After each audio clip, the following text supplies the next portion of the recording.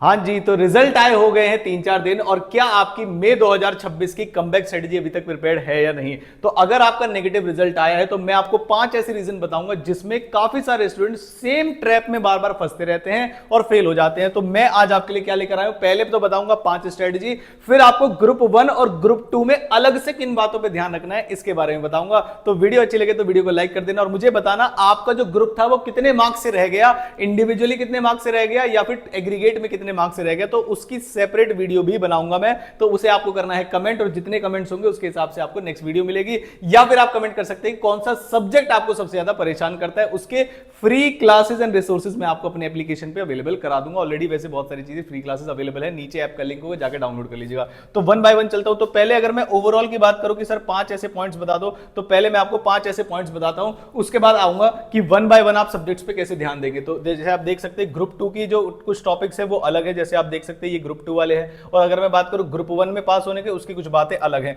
तो पहले आ जाता हूं ओवरऑल, जिसके लिए मैंने वीडियो बनाई है कि 5 ऐसे कारण जिसे आप ध्यान दे सकते हैं। सबसे पहला जो सबसे बड़ा कारण है वो है एग्जाम टाइम सीरियसनेस। एग्जाम के टाइम जब आ जाएगा, जब डेट शीट आ जाएगी आपकी और जब आपका एडमिट कार्ड आ जाएगा, तब आप सीरियस होने लगते हो।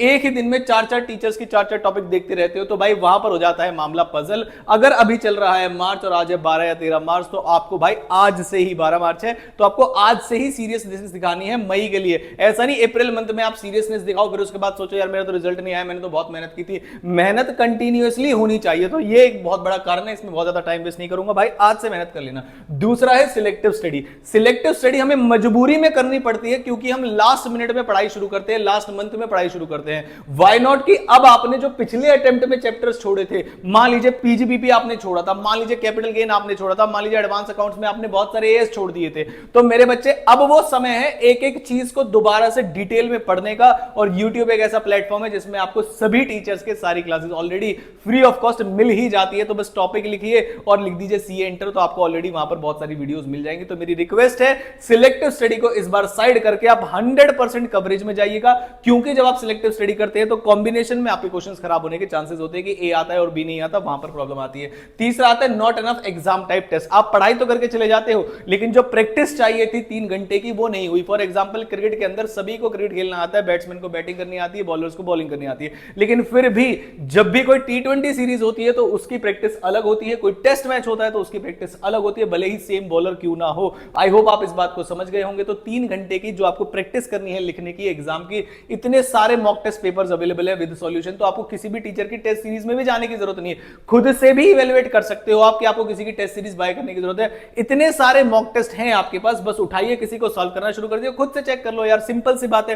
किसी भी टीचर की टेस्ट सीरीज अनाउंस करने का वेट क्यों करना, तो ये दोनों के लिए यही बात होती है। उसके बाद आता है टाइम अलॉटमेंट। आपको यह भी ध्यान रखना है कि कौन से सब्जेक्ट पे ज्यादा समय लगेगा और कौन से सब्जेक्ट पे कम समय लगेगा। फॉर एग्जांपल ग्रुप 1 में है तो एडवांस अकाउंट्स में बहुत ज्यादा समय लगने वाला है, और उससे भी ज्यादा समय लगने वाला है टैक्स में, क्योंकि वहां पर इनकम टैक्स भी है और जीएसटी भी है, तो आपको दोनों का ध्यान देना पड़ता है। तो इस बात का ध्यान रखिए कि आप एक सब्जेक्ट को इनफ टाइम दे, पहली चीज। तो दूसरी चीज, किसी एक सब्जेक्ट के ही पीछे ना पड़े रहे, ये भी आपको ध्यान देना है, बैलेंस बना के चलना है। लॉ है वो तो आराम से हो जाएगी, नहीं हो जाएगी, एक एक पॉइंट आपको पढ़ना है मेरे बच्चे, लिख के देखना है, और आईसीएस रेडीमेड बेस्ड आपको रीडिंग करनी है वहां पर। फिफ्थ है lack of discipline and commitment. भाई एक दिन की मोटिवेशन से नहीं होगा, आपको डेली डेली रूटीन बनाना पड़ेगा। डेली डेली आपका मन करेगा यार सेम टॉपिक्स दोबारा पढ़ रहे हैं, मैं नहीं पढ़ूंगा, तो लेकिन डेली अपने आप को मोटिवेट करना, डिसिप्लिन में रखना और कमिटमेंट दिखाना, भाई यही आपको आगे पास कराएगा। अदरवाइज लास्ट मंथ की सीरियसनेस कहीं भी आपको पास नहीं कराएगी। 1-2 बच्चे हो सकते हैं जो लास्ट मंथ पढ़ के पास हो गए, हम नहीं हो रहे हैं तो हम अपनी स्ट्रेटजी अलग बनाएंगे। तो ये थी 5 पॉइंट्स। अब मैं आता हूं फटाफट से ग्रुप 1 में।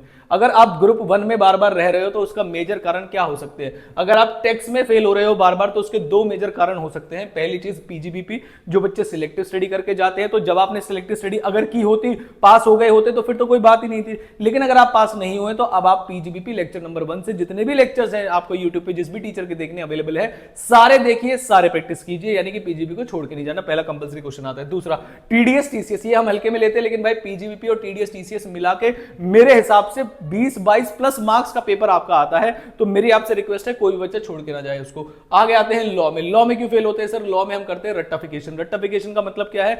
जो पहले से पढ़े पढ़ाए चैप्टर्स आपको आते हैं, चाहे वो कंपनी लॉ में मीटिंग्स वाला चैप्टर हो, चाहे वो चार्ज वाला चैप्टर हो, जब भी एग्जाम आते हैं उन्हीं को रिवाइज करके चले जाते हैं। मैंने भाई जब भी आपने जो चैप्टर्स छोड़े हुए हैं जैसे कि इंटरप्रिटेशन ऑफ स्टैट्यूट, जैसे कि आपका जनरल क्लॉजेस एक्ट, इनको रटिए भाई, इनको समझने की जरूरत नहीं है, एज इट इज है। कितना भी समझने की कोशिश कर लो, कोई टीचर आपको समझा सकता है लेकिन लिखवा नहीं सकता पेपर में, तो आपको एट लास्ट समझ के लास्ट में लिखना भी है, इस बात का ध्यान रखिएगा। लॉ में सिलेक्टिव स्टडी अब बिल्कुल ना करें, कॉम्बिनेशन ऑफ पेपर कुछ भी हो सकता है और अभी समय है, तो सिलेक्टिव स्टडी तो किसी भी सब्जेक्ट में आपको नहीं करनी है, सारी चीजें करने का समय अभी है। आप अलॉट तो करिए, अपना एक टाइम टेबल तो बनाइए, और अगर आपको लगता है कि टाइम टेबल नहीं बन पा रहा है, कितने चैप्टर्स कब करें, तो वो आप बता दीजिएगा नीचे कमेंट करके, वो भी मैं आपको बता दूंगा। उसके बाद आते हैं सर एडवांस अकाउंट्स में। एडवांस अकाउंट्स का मेन कारण क्या होता है सर, ज्यादा एएस ओरिएंटेड केस स्टडी आपको पढ़ाई करनी है। एएस ओरिएंटेड पढ़ाई का क्या मतलब है कि जब भी आप पढ़ाई करते हैं तो सर एएस समझ में तो आ जाता है, उसके क्वेश्चन नहीं होते, तो बेटा करने पड़ेंगे, क्योंकि एएस डोमिनेटेड पेपर आपका बनाया जाता है, इसलिए अकाउंट्स का पेपर नहीं, एडवांस अकाउंट्स का पेपर है। तो एएस अच्छे से पढ़िए, बड़े बड़े चैप्टर्स के बड़े बड़े क्वेश्चन है, वो कहां से करने हैं सर, आईसीएमआई के क्वेश्चन करने हैं। कहां के क्वेश्चन, स्टडी मैट के भी क्वेश्चन करने हैं, आरटीबी भी करनी है, मॉक टेस्ट पेपर भी करने हैं, कुछ को पूरे पूरे सॉल्व करने हैं, कुछ को ऑडिट टेक्निक से सॉल्व करने की, कैलकुलेटर पे देखा इतना आना चाहिए, मैच किया और आगे बढ़ गए। तो ऐसी एक स्मार्ट स्टडी आपको लेके करनी पड़ेगी। उसके बाद आ जाएगी ग्रुप 2 पे, तो ग्रुप 2 में एक एफएमएसएम है, एक ऑडिट है और एक कॉस्टिंग है। तो एफएम में अगर आप आ जाए तो मेरे हिसाब से अगर आप इन दो चैप्टर्स पे कमांड बना लेंगे तो आपको एफएम में कोई प्रॉब्लम नहीं आएगी। एक जो आपका एमसीक्यू आता है उन दोनों में से पक्का आएगा, और इन्वेस्टमेंट डिसीजन वर्किंग कैपिटल में से बड़ा क्वेश्चन आने के चांसेस भी होते हैं। तो आप इन दोनों चैप्टर पे जब तक कमांड नहीं बनाएंगे, क्योंकि मैंने देखा है बच्चे सिलेक्टिव स्टडी करते और इन चैप्टर्स को छोड़ जाते हैं, नहीं हो रहा, करो इन्हें बैठ के, समझो इन्हें बैठ के, कोई प्रॉब्लम आ रही नीचे कमेंट करो, फ्री क्लासेस दे दूंगा आपको एफएम की। नेक्स्ट आते हैं स्ट्रेटेजिक मैनेजमेंट में। स्ट्रेटेजिक मैनेजमेंट में क्या होता है, आईसीआई के स्टडी मेट बेस्ड स्टडी आपको करनी होती है। जिस भी टीचर ने चार्ट वार्ट बना के कलरफुल करके अगर आपके टॉपिक्स दिए हैं, समझाए हैं, वेल एंड गुड, वहां से कंसेप्ट समझिए, लेकिन उसके बाद जैसे हम किसी ऑथर की बुक पढ़ते हैं और उसे समझते हैं, वैसे ही आपको आईसीएमआई का स्टडी मेट पढ़ना ही पड़ेगा अगर आपको कमांड बनानी है एसएम में। अदरवाइज फिर से आप किसी की बुक जिसने भी बना रखी है, नो डाउट वो बेस्ट बुक होगी लेकिन समझने के लिए, लेकिन जब बात आएगी कि आपको लिखना है तो भाई आईसीएमआई की रीडिंग जो आपने की होगी वर्ड टू वर्ड, वही वर्ड्स उन्हें जब आंसर शीट में दिखते हैं तभी वो मार्क्स देते हैं। अदरवाइज किसी की कलरफुल चार्ट के वर्ड्स लिखे हुए के मार्क्स वो नहीं देते। तो मेरी मतलब ऐसी अपील है आपसे, पढ़िए टीचर्स का जो भी है, उसके बाद आईसीएमआई की रीडिंग भी लगाइए, और जिस भी टीचर का बहुत ज्यादा ही रेलेवेंट है आईसीएमआई से, उसे आप वर्ड टू वर्ड पढ़ लीजिएगा। बहुत सारे टीचर्स मेहनत करते हैं, आईसीएमआई से ही कीवर्ड निकालते हैं, तो वो भी आपको खुद से चेक करना है। उसके बाद मोर रिटन क्वेश्चंस, मोर राइटिंग क्वेश्चंस, मतलब आंसर राइटिंग भी आपको प्रैक्टिस करनी है स्टडी मैट के, स्ट्रेटेजिक मैनेजमेंट के, कि लास्ट में जो क्वेश्चंस दिए हैं वो पास्ट ईयर पेपर्स में जो आए हैं, आरटीपी में और एमटीपी में जो भी आए, जिनको भी कंपाइलर की नीड है कि सर आप ही कंपाइल करके दे दो, नीचे कमेंट कर देना, मैं आपको दे दूंगा। उसके बाद आते हैं सर कॉस्टिंग में। कॉस्टिंग में क्या है, मैंने कहा भाई कॉस्टिंग तो एग्जेम्पशन लाने वाला सब्जेक्ट है, पता नहीं बच्चे इससे क्यों डरते हैं। तो कॉस्टिंग में आते हैं तो सबसे पहले आप तीन चीजें पकड़ लीजिए, strategic study material, RTP, MTP. जिस भी टीचर ने जहां से भी आप पढ़ाई करते हो, जो भी बुक दी है, वेल एंड गुड, पढ़ो, उसको प्रैक्टिस करो, उसको साइड करो। अगर टीचर ने लिखा हुआ है मैंने इसमें सारे आरटीपी सारे एमटीपी के क्वेश्चन अलग से डाले हुए, बहुत अच्छी बात है, रीचेक खुद करो, देखो क्या स्टडी मैट के क्वेश्चन सॉल्व हो पड़े। और उससे भी बड़ा जादू पता है क्या है, प्रैक्टिस मैनुअल है भाई पुराने वाले आईसीआई का, जिसको ना हो, जिसको ना पता हो, मैं अभी इस पे नंबर लिख देता हूं, उस नंबर पे व्हाट्सएप करके या नीचे टेलीग्राम के ग्रुप पे ज्वाइन कर लेना, वहां पर आज ही शेयर कर दूंगा मैं आपको प्रैक्टिस मैनुअल पुराना वाला। आज भी पेपर के क्वेश्चन उठा लो तो डिजिट भी वही मिल जाती है, बहुत मस्त मस्त क्वेश्चन वहां पर होते हैं। तो पुराना आईसीआई का मटेरियल है, या तो गूगल पे टाइप कर देना प्रैक्टिस मैनुअल कॉस्टिंग सीए का, तो वो मिल जाएगा आपको, अदरवाइज टेलीग्राम ज्वाइन कर देना, आज ही भेज दूंगा। उसके बाद आते हैं सर सबसे खतरनाक ऑडिट पे। तो ऑडिट पास करने के लिए आपकी इंग्लिश तो थोड़ी फ्लुएंट होनी चाहिए, ये तो नो डाउट, लेकिन फिर भी क्या बच्चे पास हो जाते हैं? Answer is yes. क्या तरीका है उसका? भाई आईसीआई की स्टडी मैट बेस्ड जो स्ट्रेटेजिक मैनेजमेंट बताया वही। दूसरी चीज, इसमें एक इंपॉर्टेंट बात हो रहा है भाई, इसमें आपको क्वेश्चंस भी करने पड़ेंगे।